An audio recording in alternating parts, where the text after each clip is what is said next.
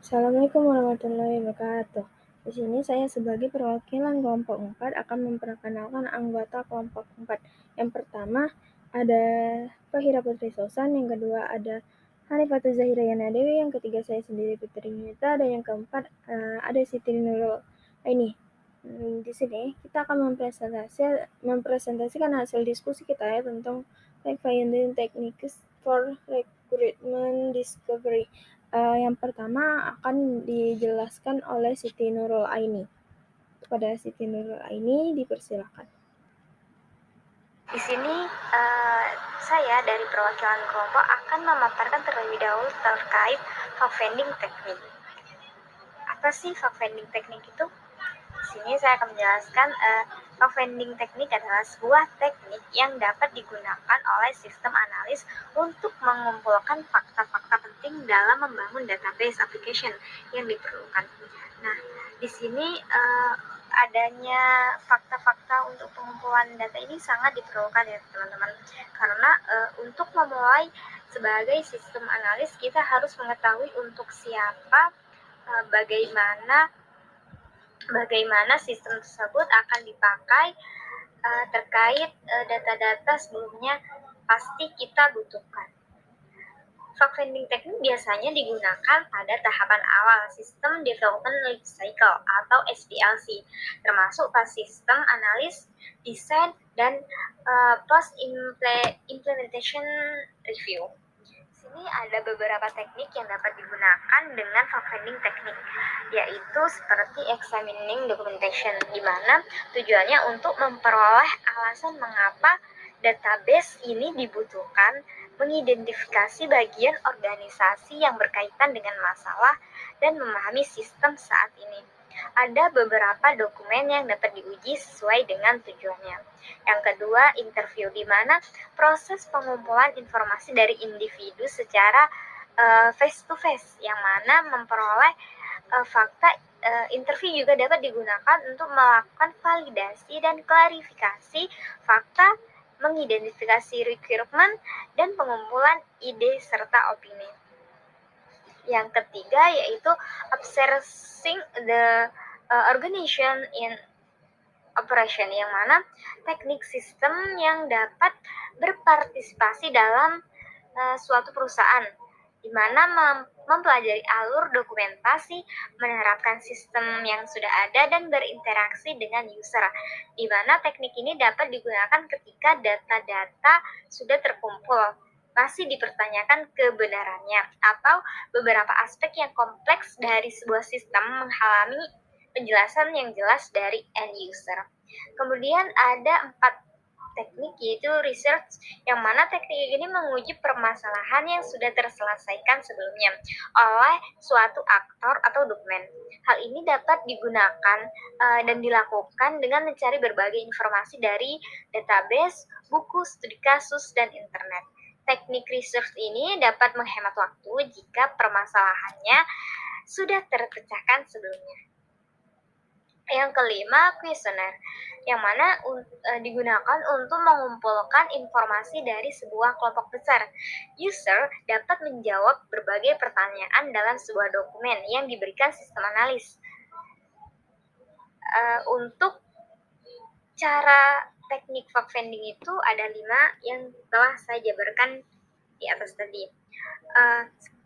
Selanjutnya, saya akan menjelaskan terkait recruitment discovery, yang mana proses dan teknik yang digunakan oleh analisis sistem untuk mengidentifikasi atau mengekstrak masalah sistem dan persyaratan solusi dari komunitas pengguna.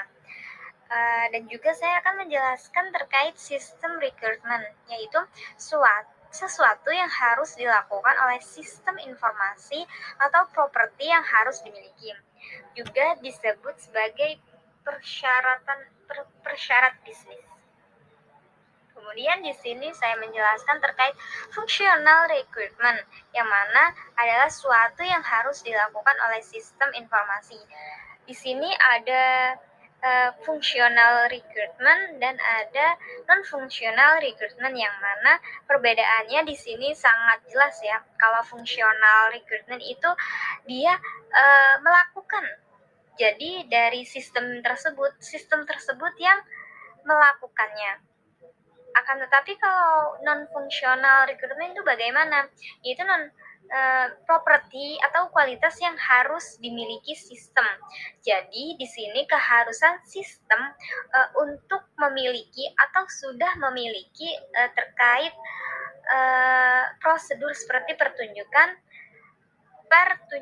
kayak keamanan, terus biayanya. Jadi perbedaannya itu kalau fungsional itu sistem yang melakukan, terkait non-fungsional yaitu sistem sudah harus memiliki. Kemudian saya akan menjelaskan terkait proses of recruitment discovery, yang mana ada 4 proses tersebut. Yang pertama yaitu problem discovery and analysis, kedua recruitment discovery, ketiga document and analyzing recruitment, yang kelima, yang keempat recruitment management. Di mana dalam setiap proses tersebut pasti ada prosedur-prosedur yang harus memang terdata agar agar data yang didapatkan bisa menghasilkan sistem yang memang dibutuhkan. Untuk itu di sini saya menjelaskan terkait diagram Ishikawa, yang mana alat grafis yang digunakan untuk mengidentifikasi, mengeksplorasi, dan menggambarkan masalah serta sebab dan akibat dari masalah tersebut. Biasanya diagram Ishikawa ini disebut dengan diagram sebab akibat. Dan kemudian terkait mengingat pemahaman terkait masalah ya, analisis sistem itu dapat dimulai dengan menunjukkan persyaratannya. Jadi terkait pengumpulan data, terkait mengidentifikasi data itu memang harus benar-benar sesuai apa yang dibutuhkan oleh sistem tersebut. Di sini saya menjelaskan terkait recruitment management, yang mana proyek sangat umum muncul persyaratan baru dan persyaratan yang ada berubah setelah dokumen definisi persyaratan telah disetujui. Di sini beberapa penelitian telah menunjukkan bahwa selama umur proyek sebanyak 50% atau lebih, persyaratan akan berubah sebelum sistem dimasukkan ke dalam produksi. Jelas ya, di sini bisa jadi di sini banyak ada penyesuaian terkait perubahan kebijakan dan juga prosedur terkait pengaturan bagaimana perubahan persyaratan di dalam sistem yang harus ditangani. Dengan kata lain, menentukan bagaimana permintaan perubahan harus diajukan, bagaimana pengelolaan perubahan terhadap ruang lingkup, jadwal dan biaya, bagaimana disetujui atau tidak, dan bagaimana perubahan diimplementasikan jika setuju. Maka dari itu, prosedur yang diterapkan, prosedur yang akan diidentifikasi, prosedur yang akan dieksplorasi, prosedur yang membutuhkan data-data untuk mengimplementasikan sistem tersebut agar berjalan sesuai apa yang dibutuhkan oleh user dan apa yang akan dihasilkan oleh sistem tersebut harus sesuai. Cukup sekian. Jadi untuk pertama-tama saya akan menjelaskan 7 dari teknik pencarian fakta, yaitu sampling, research, observation, questionnaires, interviews, prototyping, dan GRP. Nah, untuk yang pertama itu ada teknik pengambilan sampel atau sampling method. Jadi dalam teknik ini terdapat 2 teknik dalam pengambilan sampel, yaitu teknik pengacakan atau randomization, dan yang kedua itu ada teknik stratifikasi atau teknik pengambilan sampel secara sistematis atau terorganisir. Nah, perbedaannya itu kalau misalkan teknik pengacakan itu merupakan teknik pengambilan sampel yang ditandai dengan tidak adanya pola atau rencana yang ditentukan sebelumnya. Jadi abstrak, bersifat abstrak. Dan kalau yang teknik sertifikasi itu merupakan teknik pengambilan sampel secara sistematis atau terorganisir untuk mencoba mengurangi varian perkiraan dengan menyebarkan pengambilan sampel. Nah, contohnya itu dalam memilih dokumen atau catatan berdasarkan rumus dan dengan menghindari perkiraan yang sangat tinggi atau rendah. Selanjutnya itu ada teknik penelitian atau kunjungan lapangan atau research method. Nah, jadi di teknik ini Tekniknya itu untuk meneliti domain dari masalah secara menyeluruh. Seringkali suatu perusahaan atau organisasi akan menghubungi atau melakukan kunjungan lokasi dengan perusahaan yang mereka tahu sebelumnya pernah mengalami masalah yang serupa. Dan teknik ini melibatkan kunjungan perusahaan atau departemen yang telah menangani masalah yang serupa. Dan jika perusahaan-perusahaan yang sudah mengalami masalah yang serupa tersebut mau berbagi informasi mereka itu dapat membuat kita menghemat waktu dan biaya dalam menjalankan proses pengembangan. Dan di era sekarang ini yang sudah sangat maju teknologinya, penelitian atau research ini dapat dilakukan secara online atau melalui internet dan intranet melalui komputer saja tanpa melakukan kunjungan lokasi. Selanjutnya ada teknik pengamatan atau observation method. Jadi teknik pengamatan merupakan teknik pencarian fakta di mana analis sistem berpartisipasi atau melihat seseorang melakukan aktivitas untuk belajar tentang sistem. Teknik pengamatan dapat dilakukan dengan pengambilan sampel pekerjaan yang melibatkan sejumlah besar pengamatan yang diambil pada interval acak atau pada suatu perusahaan yang akan diteliti. Nah, jadi di sini ada keuntungan dan kekurangannya. Keuntungannya adalah data yang dikumpulkan bisa sangat bagus dan handal, dapat melihat dengan tepat apa yang sedang dilakukan pada kompleks task, dan memiliki harga yang relatif lebih murah dibandingkan dengan teknik yang lain, dapat melakukan pengukuran atau measurements. Dan kekurangan itu, orang mungkin akan tampil menjadi berbeda saat diamati. Pekerjaan yang diamati mungkin tidak representatif dari kondisi normal saat diamati. Nah, jadi bisa saja karena mau diamati mereka jadi berbuat berbeda dari biasanya. Waktu bisa saja merepotkan karena untuk mengamati seorang itu sangat membutuhkan waktu gitu kan. Ada interupsi, beberapa tugas tidak selalu dilakukan dengan cara yang sama, bisa jadi mengamati tugas yang salah. Lalu yang keempat itu ada teknik questionnaire atau questionnaires method. Jadi di teknik questionnaire ini memiliki daftar pertanyaan berupa dokumen dengan tujuan khusus yang memungkinkan analis untuk mengumpulkan informasi dan opini dari responden. Jadi teknik questionnaire itu memiliki dua tipe format. Nah, format yang pertama itu ada questionnaire format bebas atau free format. Jadi itu kuesioner yang dirancang untuk menawarkan responden kebebasan yang lebih besar dalam menjawabnya. Sebuah pertanyaan diajukan dan responden mencatat jawabannya di tempat yang disediakan setelah pertanyaan. Lalu yang kedua itu ada kuesioner format total atau fixed format. Jadi kuesioner ini berisi tentang pertanyaan yang memerlukan pemilihan jawaban dari tanggapan yang tersedia yang telah ditentukan sebelumnya. Jadi lebih terbatas. Lalu di sini ada keuntungan dan kekurangannya juga. Keuntungannya itu sering bisa menjawab dengan cepat jika memakai teknik ini.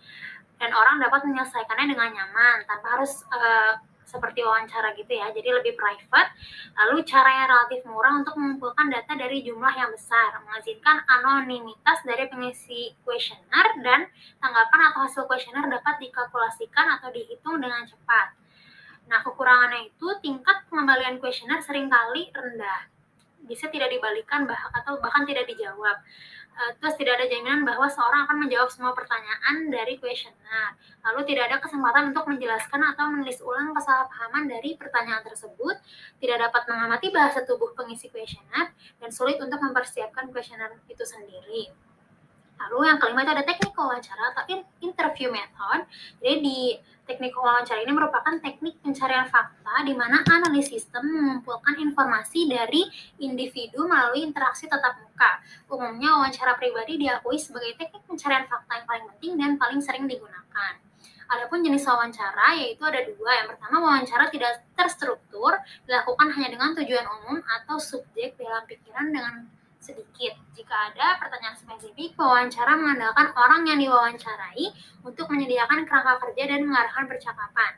Lalu yang kedua itu ada wawancara terstruktur. Pewawancara memiliki seperangkat pertanyaan khusus untuk ditanyakan kepada orang yang diwawancarai. Jadi untuk yang tidak struktur itu lebih bebas ya dalam bertanya. Kalau wawancara terstruktur itu sebelumnya memiliki kerangka konsep untuk pertanyaannya itu sendiri.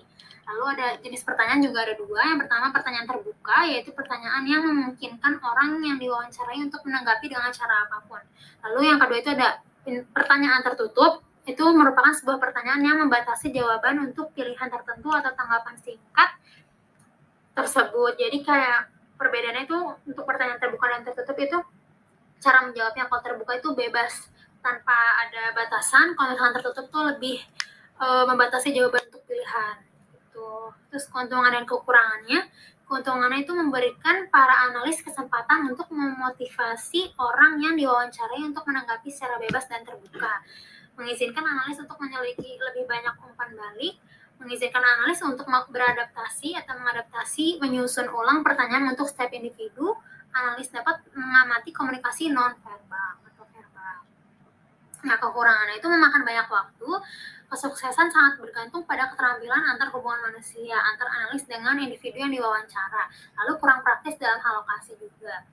Lalu yang keenam itu ada teknik pembuatan prototype atau prototype method. Nah, jadi di pembuatan prototipe itu tindakan membangun skala kecil, representatif atau model kerja dari persyaratan pengguna untuk menemukan atau memverifikasi persyaratan tersebut. Nah, keuntungan dan kekurangannya, keuntungannya itu dapat bereksperimen untuk mengembangkan pemahaman tentang bagaimana sistem itu dapat bekerja gitu.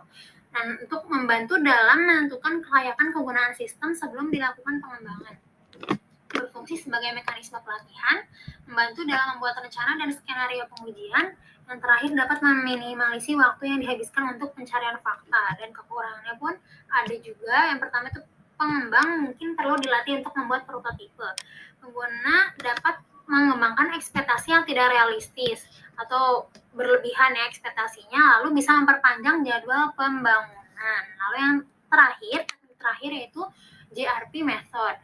Nah, JRP method itu merupakan sebuah proses di mana pertemuan kelompok yang sangat terstruktur dilakukan untuk tujuan menganalisis masalah dan menentukan persyaratan. Nah, JRP itu merupakan bagian dari pengembangan aplikasi bersama atau teknik GAD yang lebih komprehensif yang mencakup keseluruhan proses pengembangan sistem. Nah, adapun peserta dari JRP itu sendiri adalah ada 5. Yang pertama ada sponsor, penyedia atau fasilitator, pengguna dan manajer, scribes, sama staff IT. Lalu untuk manfaat dari JRP itu sendiri itu yang pertama, JRP secara aktif melibatkan pengguna dan manajemen dalam proyek pengembangan. Jadi mendorong mereka untuk mengambil kepemilikan dalam proyek. Yang kedua itu JRP mengurangi jumlah waktu yang dibutuhkan untuk mengembangkan sistem. Dan yang terakhir, ketika JRP menggabungkan prototyping sebagai sarana untuk mengkonfirmasikan persyaratan, itu akan mendapatkan persetujuan desain, maka keuntungan dari prototyping tadi itu bisa terwujud. Nah, selanjutnya saya akan menjelaskan tentang bagian 5, yaitu 6 guidelines for doing effective listening. Nah, jadi yang pertama kita harus memberikan attention atau perhatian penuh kepada pembicara dan untuk fokus pada apa yang mereka katakan.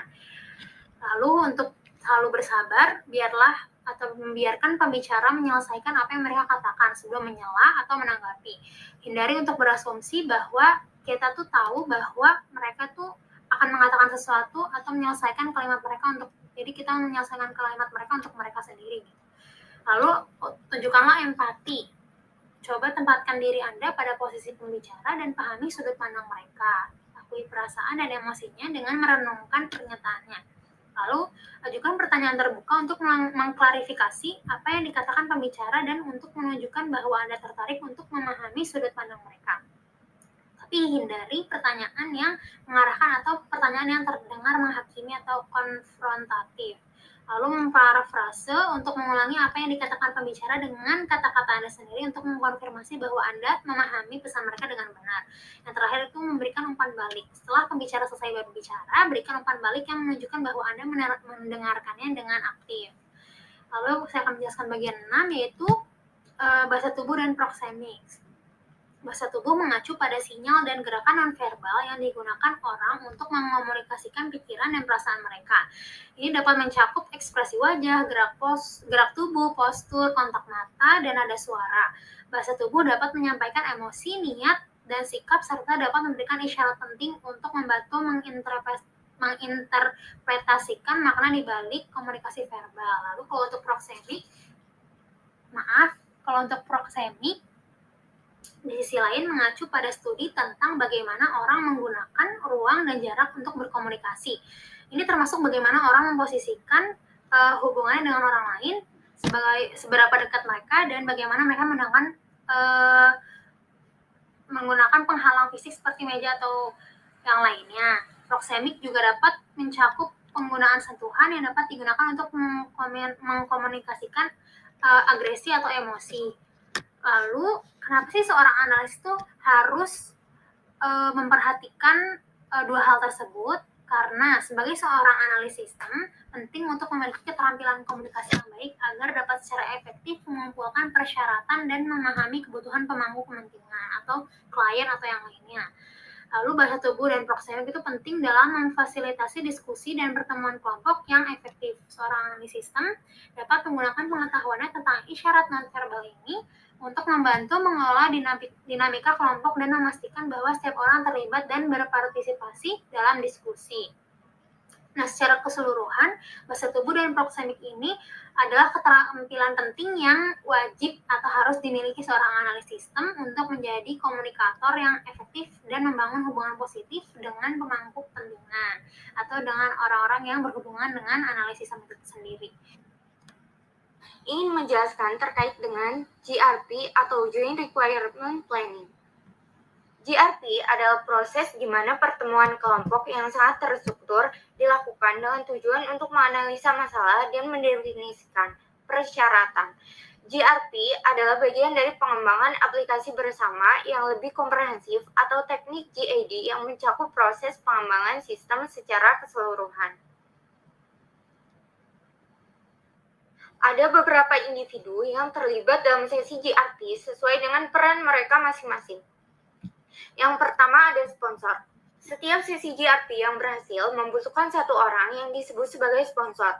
Orang ini biasanya seorang individu yang berada di top manajemen dan yang memiliki otoritas yang mencakup berbagai departemen dan pengguna yang terlibat dalam proyek sistem. Sponsor memberikan dukungan penuh untuk proyek sistem dengan mendorong pengguna yang ditunjuk untuk secara sukarela dan aktif berpartisipasi dalam sesi GRP. Mengingat pendekatan creeping commitment untuk pengembangan sistem, itu adalah sponsor yang biasanya membuat keputusan akhir mengenai arah proyek. Yang kedua, ada fasilitator. Sesi GRP melibatkan satu individu yang berperan sebagai pemimpin atau fasilitator. Peran fasilitator GRP adalah merencanakan sesi GRP, memimpin sesi, dan menindaklanjuti hasilnya. Selama sesi, fasilitator bertanggung jawab untuk memimpin diskusi, pendorong peserta untuk berpartisipasi aktif, menyelesaikan konflik isu yang mungkin timbul, dan memastikan tujuan dan sasaran pertemuan terpenuhi. Merupakan tanggung jawab fasilitator GRP untuk menetapkan peraturan dasar yang akan diikuti selama pertemuan dan memastikan bahwa peserta mematuhi peraturan tersebut. Yang ketiga, ada pengguna dan manajer. Perencanaan kebutuhan bersama mencakup sejumlah peserta dari sektor pengguna dan manajemen organisasi yang terlibat aktif dalam sesi GRP. Peserta ini biasanya dipilih oleh sponsor proyek yang harus berhati-hati untuk memastikan bahwa setiap orang memiliki pengetahuan bisnis untuk kontribusi selama sesi pencarian fakta. Sponsor proyek harus menjalankan otoritas dan dorongan serta memastikan bahwa individu-individu ini akan berkomitmen untuk berpartisipasi secara aktif. Yang keempat, ada juru tulis. Sesi GRP juga mencakup satu juru tulis atau lebih yang bertanggung jawab untuk mencatat segala sesuatu yang dibahas segera setelah pertemuan untuk menjaga momentum yang telah dibangun oleh sesi GRP dan anggotanya. Yang kelima, ada staf IT. Sesi GRP juga dapat mencakup sejumlah personil IT yang terutama untuk mendengarkan dan mencatat tentang masalah dan persyaratan yang disuarakan oleh pengguna dan manajer. Kemudian ada langkah-langkah untuk merencanakan GRP. Yang pertama adalah memilih lokasi, yang kedua yaitu memilih peserta, dan yang ketiga yaitu mempersiapkan agenda. Untuk pemilihan lokasi, yang pertama sebisa mungkin lokasi tersebut jauh dari tempat kerja yang bertujuan untuk menghindari gangguan dari apa yang terjadi di tempat kerjanya. Yang kedua, membutuhkan beberapa kamar untuk memfokuskan diskusi pada isu-isu tertentu. Yang ketiga, dilengkapi dengan meja, kursi, papan tulis, serta proyektor overhead. Yang keempat, dibutuhkan peralatan komputer untuk merekam fakta, serta isu-isu komunikasi selama sesi berlangsung. Untuk pemilihan peserta, analisis harus memastikan bahwa manajemen berkomitmen terhadap proyek GRP dan bersedia tidak hanya mengizinkan tetapi juga meminta individu-individu ini untuk berpartisipasi. Kemudian untuk persiapan agenda, yang pertama harus ada dokumentasi briefing. Fasilitator GRP harus menyiapkan dokumentasi untuk menjelaskan kepada peserta tentang ruang lingkup dan tujuan sesi. Yang kedua, agenda harus didistribusikan sebelum setiap pertemuan berlangsung. Agenda harus berisi 3 bagian, yaitu pembukaan, isi, serta penutup. Pembukaan dimaksudkan untuk mengkomunikasikan ekspektasi sesi, untuk mengkomunikasikan aturan dasar, dan untuk mempengaruhi atau memotivasi peserta untuk berpartisipasi. Bagian isi dimaksudkan untuk merinci topik atau masalah yang akan dibahas dalam sesi GRP. Dan yang terakhir, untuk kesimpulan, mewakili waktu yang disisihkan untuk meringkas sesi hari itu dan untuk mengingatkan peserta tentang masalah yang belum terselesaikan. Kemudian ini merupakan tata letak ruangan khas untuk sesi GRP.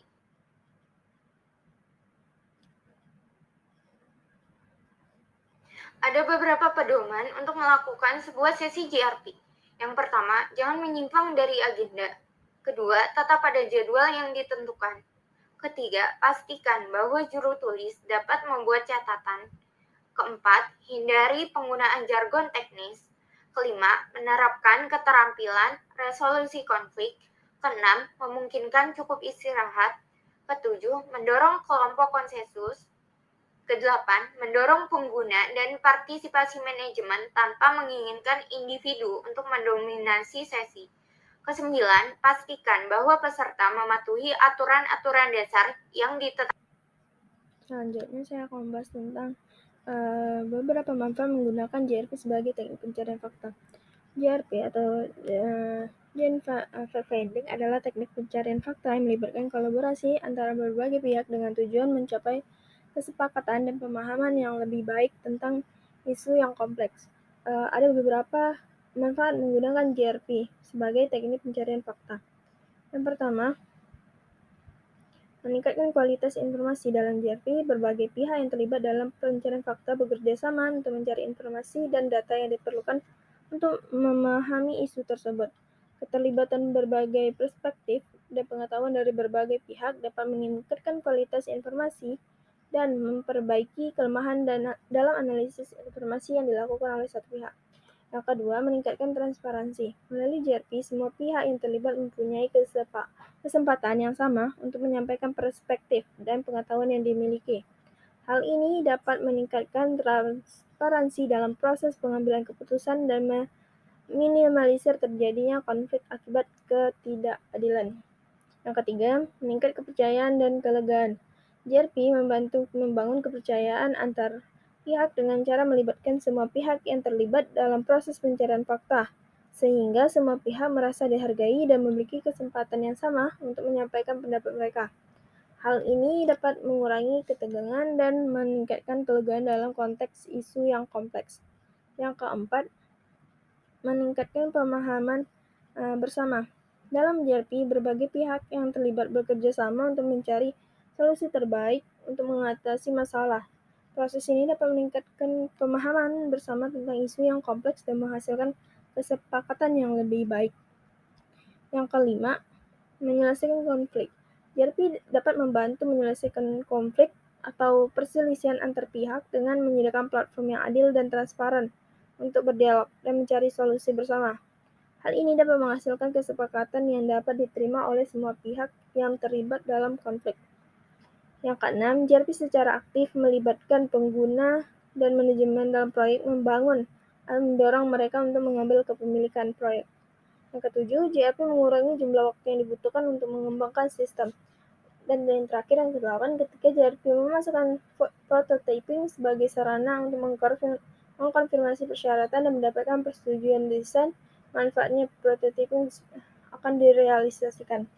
Nah, dalam kesimpulannya, JRP dapat membawa manfaat yang signifikan dalam pencarian fakta, terutama dalam situasi yang kompleks dan kontroversial.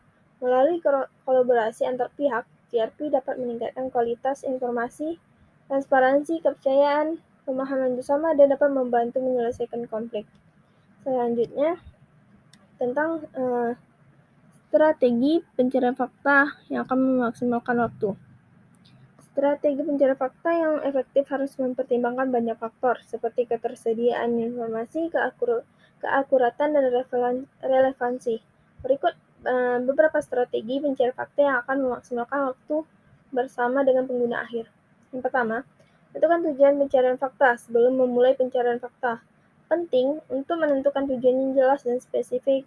Hal ini akan membantu menghindari informasi yang tidak relevan dan memaksimalkan waktu yang tersedia untuk memperoleh informasi yang sesuai dengan kebutuhan. Yang kedua, gunakan sumber informasi yang terpercaya. Pilih sumber informasi yang terpercaya dan dapat dipertanggungjawabkan seperti jurnal ilmiah, laporan resmi, buku akademik, dan situs web yang terverifikasi. Jangan hanya mengandalkan informasi dari sumber yang tidak dapat dipercaya seperti rumor atau gosip yang tidak jelas. Yang ketiga, periksa fakta lebih dari satu sumber. Sebelum memutuskan bahwa informasi itu benar, pastikan untuk memeriksa fakta dari beberapa sumber yang berbeda. Hal ini akan membantu memastikan keakuratan informasi dan menghindari informasi yang salah atau menyesatkan. Yang keempat, gunakan strategi perencanaan yang efektif. Untuk memaksimalkan waktu, gunakan strategi pencarian yang efektif seperti memperluas pencarian, menggunakan filter pencarian, dan memanfaatkan sumber informasi khusus seperti basis data atau arsip. Juga pastikan untuk mengoptimalkan pencarian menggunakan kata kunci yang relevan dan spesifik. Yang kelima, gunakan waktu dengan efektif.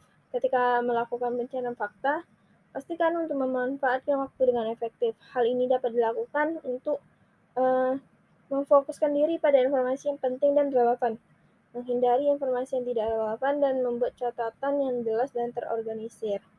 Yang keenam, berdiskusi dengan orang lain. Diskusikan hasil pencarian